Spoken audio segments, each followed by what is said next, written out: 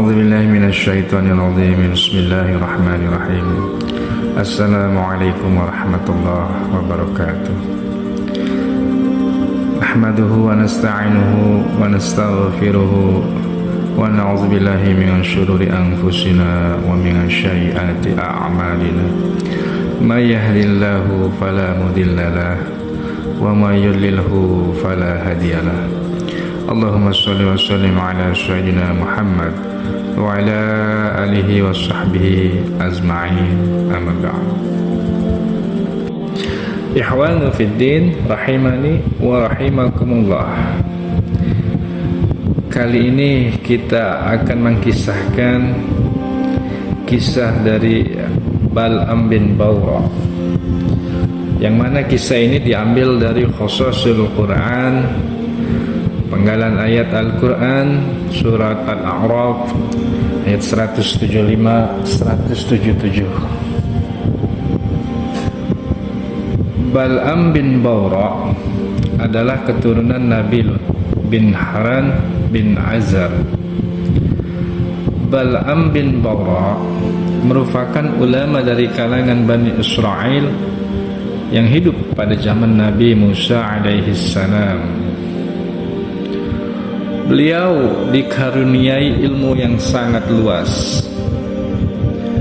Bal'am bin Bawra sangat terkenal di dunia dan akhirat karena namanya diabadikan dalam Al-Quran dan Taurat.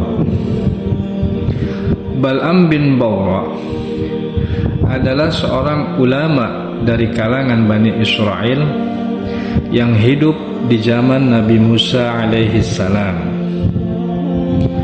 Beliau dikaruniai ilmu, nama-nama Allah yang mulia, dan berbagai kelebihan lainnya. Beliau dikaruniai Ismul Azam, yang ini mengetahui nama-nama Allah yang Maha Agung, Maha Mulia.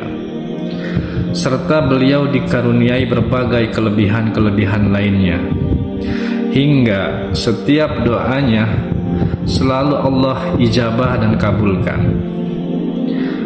Di dalam kitab Dalail Khairat karya Imam Al-Zawzi, bahwasannya para nabi dengan menggunakan asma Allah maka selalu diijabah.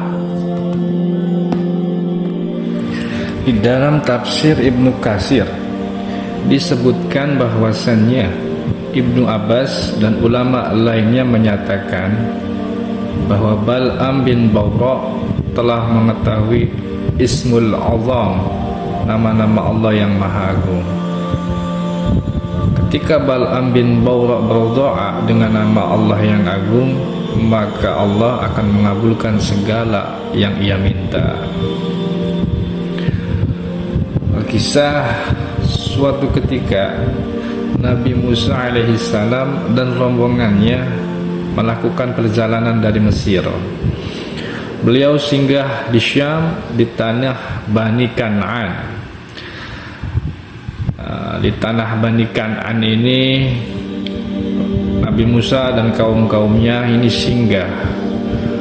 Melihat kedatangan Nabi Musa alaihissalam bersama orang-orang soleh lainnya, penguasa dan beberapa orang pemuka kabilah Kan'aniyun merasa terancam kedudukannya.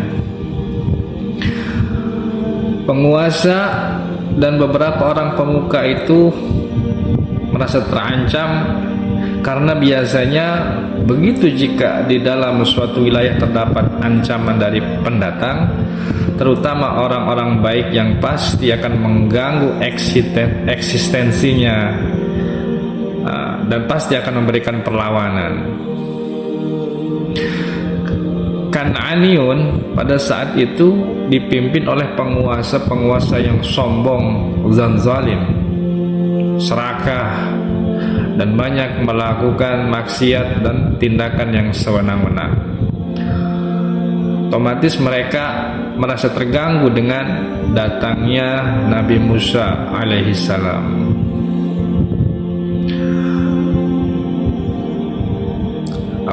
Apalagi misi kenabian itu sendiri di samping memurnikan tauhid, juga senantiasa membela keadilan dan hak asasi manusia.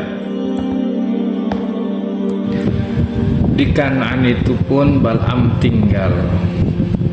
Jadi Bal'am bin Bawra ini tinggal di Kan'an, di tengah-tengah para pemuka dan para penguasa-penguasa negeri yang zalim, yang bertindak sewenang-wenang. Seketika itu melihat datangnya Nabi Musa dan mereka merasa terusik, maka mereka mendatangi Bal'am bin Bawra. Jadi para penguasa-penguasa ini, para pemuka-pemuka Kan'aniyun datang kepada Bal'am bin Bawra. Mereka mendatangi Bal'am seraya berkata, "Wahai Bal'am, Musa bin Imran telah hadir di tengah Bani Israel. Kami khawatir kalau mereka akan mengusir kami. Sesungguhnya kami adalah kaummu, dan kau adalah orang yang terkabul doanya apabila berdoa. Maka keluar dan berdoalah engkau kepada Allah agar menimpakan keburukan kepada Musa beserta kaumnya." Itu pinta para penguasa dan para pemuka Kan'aniyun kepada Bal'am bin Bawra. Dan tetapi pada awalnya Bal'am menolak. Beliau menyadari kalau Nabi Musa alaihissalam adalah Rasulullah, utusan Allah yang berada di jalan kebenaran. Karena itu dia tak berani dan tak mungkin baginya untuk memusuhi Nabi Musa dan pengikutnya. Bal'am berkata, "Celakalah kalian, Nabi Allah itu dijaga oleh para malaikat dan orang-orang beriman. Bagaimana mungkin aku mendoakan keburukan atas mereka? Sedangkan kelebihan yang aku miliki ini juga dari Allah Subhanahu wa ta'ala. Jika aku berdoa kepada Allah supaya menolak Musa berikut orang-orang yang menyertainya, niscaya lenyaplah dunia dan akhiratku."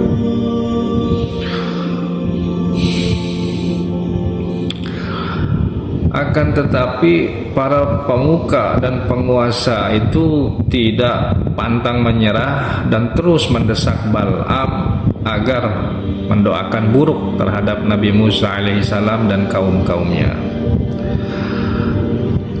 Karena terus dibujuk dengan imbalan-imbalan harta, imbalan-imbalan kedudukan, dan dibujuk pula istrinya Bal'am bin Bawra agar mau menerima tawaran-tawaran harta, tawaran-tawaran kedudukan, kenyamanan hidup, maka goyahlah iman Bal'am bin Bawra dan menerima tawaran-tawaran tersebut. Akhirnya Bal'am pun bergabung bersama penguasa-penguasa yang zalim dan pemuka-pemuka yang zalim tersebut. Kemudian Bal'am menaiki kuda dan berangkat menemui Nabi Musa. Namun kudanya selalu terjatuh sehingga ia memukuli kudanya. Seketika ia naiki kuda, kudanya terjatuh lagi. Dipukul lagi, terjatuh lagi. Seakan menolak kuda tersebut untuk menemui Nabi Musa. Kudanya pun berkata kepadanya, "Mau kemana kau Bal'am? Tidaklah engkau melihat di hadapanmu ada malaikat yang mendorongku sehingga aku terjatuh? Apakah engkau hendak menuju Nabi Musa untuk mendoakan keburukan bagi mereka?" Kan tetapi Bal'am yang sudah menerima sogokan, menerima segala hadiah dari pemuka dan penguasa, tidak memperdulikan ucapan kudanya itu. Ia tetap pergi ke puncak Bukit Husban, di mana Bukit Husban itu bukit yang melintang di tengah-tengah perkemahan Nabi Musa alaihissalam beserta kaumnya. Bal'am melihat Nabi Musa dan pasukannya dari atas Bukit Husban, dan kemudian Bal'am mendoakan keburukan kepada Nabi Musa alaihissalam. Akan tetapi Nabiullah Musa itu adalah Nabi Allah yang senantiasa dijaga oleh Allah dan dijaga oleh malaikat-malaikatnya. Tidak serta-merta Allah orang-orang yang mendoakan keburukan kepada Nabi langsung diijabat. Tidak. Allah selalu menjaga para nabinya. Tiap kali Bal'am berdoa keburukan kepada Nabi Musa dan kaumnya, Allah membuat lidah Bal'am menjadi keluh dan kaku, sehingga lidahnya malah mendoakan kebaikan pada Nabi Musa alaihissalam dan mendoakan keburukan kepada kaumnya Bal'am sendiri. Jadi ketika Bal'am itu berdoa, ya Allah, hancurkanlah Musa beserta kaumnya, malah terbalik, malah dia berdoa, ya Allah, hancurkanlah kaum-kaum Kan'aniyun, malah terbalik, malah keburukan itu malah didoakan kepada kaumnya sendiri. Allah yang memutarbalikkan lidahnya. Oleh sebab itu kaumnya pun marah dan mencaci maki Bal'am, dikarenakan malah Bal'am itu malah mendoakan keburukan kepada kaumnya dan mendoakan kebaikan kepada Nabi Musa dan kaumnya. Akhirnya Bal'am meminta maaf kepada kaumnya dan menyatakan itu di luar kendalinya. Aku pun tak tahu kenapa lidahku ini bisa mengucapkan demikian. Ini benar-benar di luar kendaliku, tutur Bal'am. Kemudian Bal'am berkata, sekarang lenyaplah bagiku kebaikan dunia dan akhirat, tidak ada yang tersisa. Maka kita sekarang melakukan makar dan tipu daya. Nah, ketika dengan cara mendoakan tidak bisa berhasil, maka Bal'am melakukan dengan cara yang lain, yakni cara makar, melakukan tipu daya kepada Nabi Musa alaihissalam. Begitulah yang terjadi ketika setan sudah menghasut. Apabila jalan yang satu gagal, mereka akan mencari jalan lain dan mereka tak akan menyerah.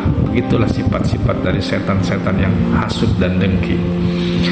Akhirnya Bal'am melakukan strategi. Mereka memerintahkan kepada kaumnya untuk menghiasi wanita-wanita mereka, mendandani secantik mungkin, memberikan pakaian yang sangat menggoda, dan dikirim kepada pasukan Nabi Musa. Tujuannya agar mereka, kaumnya Nabi Musa itu berhasrat dan kemudian melakukan perzinahan. Ketika pasukan Nabi Musa alaihissalam berzina, maka pasukan Nabi Musa akan kalah karena dilaknat Allah. Itulah tujuan strategi Bal'am bin Bawrah mengirimkan wanita-wanita cantik kepada kaumnya Nabi Musa yang ada di perkemahan di antara Bukit Husban. Licik sekali cara yang dilakukan oleh Bal'am ini. Maka setelah mereka siapkan semua wanita-wanita yang paling cantik dari Kan'aniyun, mereka dandani sedemikian rupa sehingga terlihat sangat menggoda dan sangat memikat, maka mereka kirimkan wanita-wanita cantik tersebut kepada kaumnya Bani Israel, yaitu kaumnya Nabi Musa alaihissalam yang sedang berkemah di antara Bukit Husban. Maka diutuslah wanita-wanita cantik menuju perkemahan kaum Nabi Musa alaihissalam. Setelah kaum wanita memasuki perkemahan pasukan Nabi Musa alaihissalam, maka ada seseorang dari kaumnya Nabi Musa yang terpesona, lalu bangkit seraya memegang tangan wanita tersebut dan memegang tangan wanita tersebut dan membawanya kepada Nabi Musa alaihissalam. Orang itu berkata kepada Nabi Musa, "Wahai Nabi Allah Musa, aku kira kamu akan mengatakan bahwa wanita ini haram bagiku," kata orang tersebut. Nabi Musa berkata, "Benar, wanita ini diharamkan bagimu." Kemudian orang itu berkata lagi, "Demi Allah, untuk yang satu ini aku tidak akan menaatimu." Tepat sekali rupanya strategi yang dikirimkan oleh Bal'am bin Bawra. Maka terjadilah fitnah yang besar di antara kaum Nabi Musa, karena telah terpancing dan terkena oleh jebakan-jebakan yang dikirim oleh Bal'am bin Bawra, yaitu mengirim wanita. Maka terjadilah perzinahan. Seketika Allah pun mengirimkan wabah penyakit kepada Bani Israel. Disitulah fitnah besar terjadi. Allah memberikan wabah, penyakit, musibah.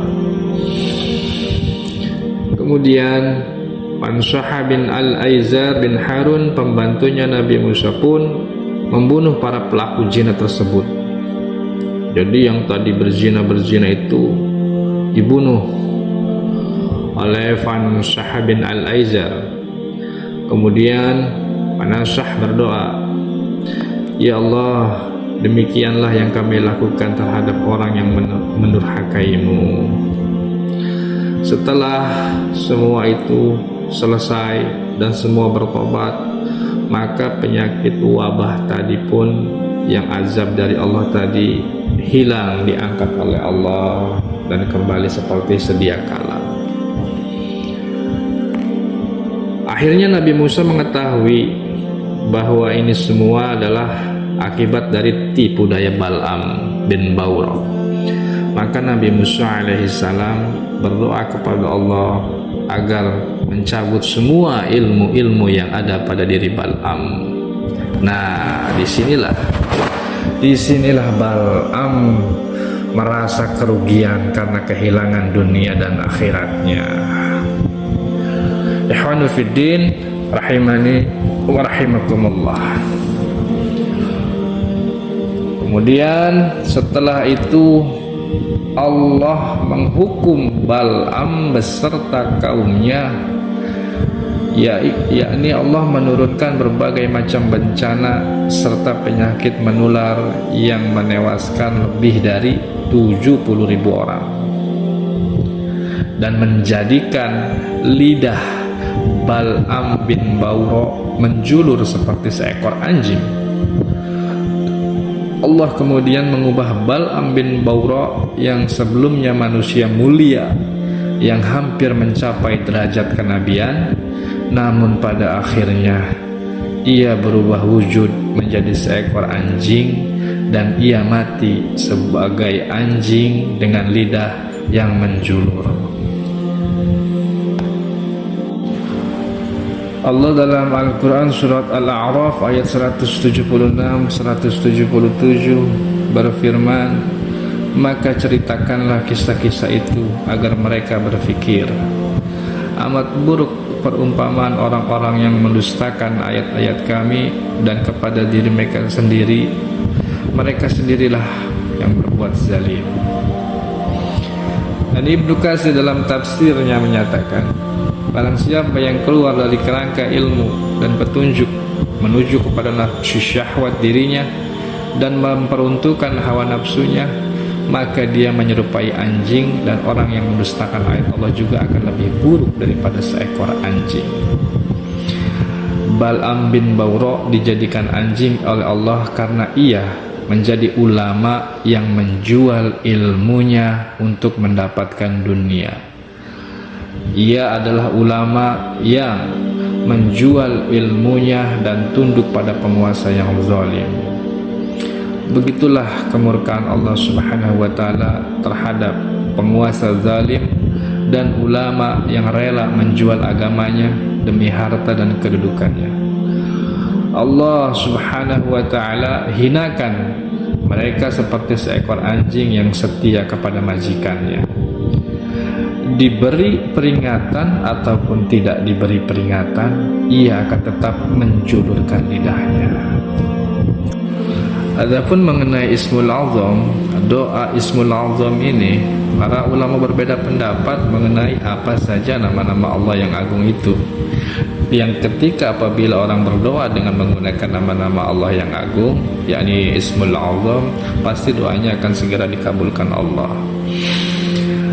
Bahwasannya ketika Nabi SAW sedang duduk bersama Anas bin Malik radhiyallahu an dan mendengar sahabat-sahabat lain yang sedang berdoa, lalu Nabi Muhammad SAW berkata, "Demi jiwaku yang berada di genggamannya, sungguh dia telah berdoa kepada Allah dengan nama-namanya yang agung. Jika hamba berdoa dengan Ismul Azam, Allah niscaya mengabulkannya. Jika Allah diminta, dia niscaya memberikannya." Nah, dari sinilah terjadi perbedaan pendapat mengenai Ismul Azam itu bentuknya yang seperti apa dan bagaimana bacaannya. Di antaranya doa Ismul Azam itu adalah La ilaha illal halim, La ilaha illallah rabbul arsyil karim, La ilaha illallah rabbus samawati wa rabbul arsyil azim. Itu satu. Ada juga yang menyatakan doanya adalah seperti ini, Allahumma inni as'aluka bi anna lakal hamdu la ilaha illa anta ya mannan ya badi'us samawati wal ard ya dzal jalali wal ikram ya hayyu ya qayyum inna as'aluk. Ada juga yang seperti itu. Allahu a'lam bishawab. Demikianlah kisah Bal'am bin Bawra. Mudah-mudahan ada manfaatnya, mudah-mudahan ada gunanya, insyaallah. Wabillahi taufiq wal hidayah. Wassalamualaikum warahmatullahi